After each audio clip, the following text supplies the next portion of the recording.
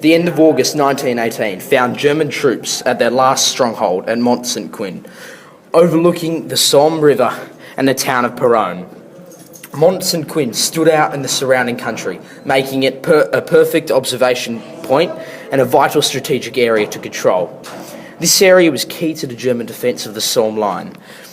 As it was such an important area, Lieutenant General Sir John Monash was keen to capture it and thus possess a valuable position. The 2nd Australian Division crossed the Somme River on the night of the 31st of August and attacked Mont St Quin at 5 a.m. from the unexpected position of northwest. It was a difficult position as it was an uphill fight for the troops, across very open ground where they were vulnerable to attack from the German-held heights above. Rifle grenades and trench mortars were employed to outflank outpost positions. The battalion's position to the right made a lot of noise to distract the Germans, whilst the centre and left battalions got a foothold on the hill and into Feuilleux-Court. By 7 a.m, the troops had gained the village of Mont St Quin and the slope and summit of the hill by working in small groups. The 5 German divisions were confused and dispersed, and many had fled. However, the Germans quickly regrouped and launched another counterattack, and the first day of September saw fierce fighting and heavy losses. Germans attacked and heavily shelled Péronne. Much of the fighting was hand-to-hand combat. The outnumbered Australians were pushed back off the summit of Mont St Quin and lost Feuilleux-Court.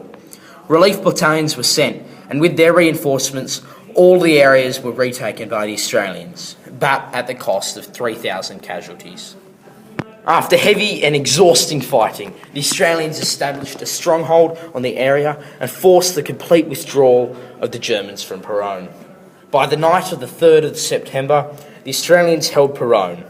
They captured Flamicourt the next day and advanced 2 miles to the east, finishing the Battle of Mont St Quin. One young soldier in the 23rd Battalion who faced the withering German machine guns that day was Private Robert Combe, a 20-year-old boundary rider from Sea Lake, Victoria. Robert recalled how his section was pinned down by a particular machine gun. Rather than crawl forward under the enemy bullets, Robert stood up and charged, firing his Lewis gun from the hip, so allowing his mates to advance safely.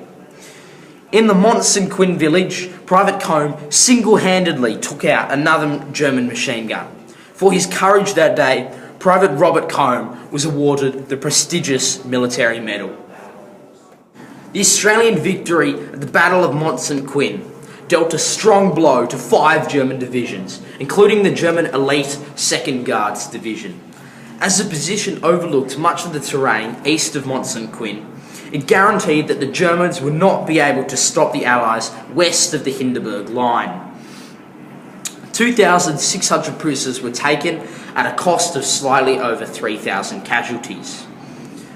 There were 3 soldiers awarded a Victoria Cross for their roles in the battle.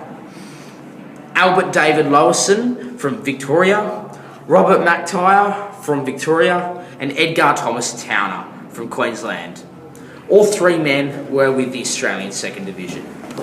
On the Bachar-Vanez Spur, a position which allowed the Germans to dominate Mont St Quin and overlook it, a small section from the 33rd Battalion 9th Brigade of the 3rd Division were held up by enfilading fire from a machine gun.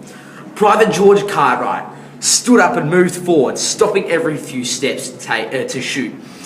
He killed 3 of the machine gun team and then rushed ahead and threw a grenade at the machine gun post. As it exploded, he charged, captured the gun and 8 prisoners. He was awarded the Victoria Cross for his actions and is an excellent example of the Anzac myth.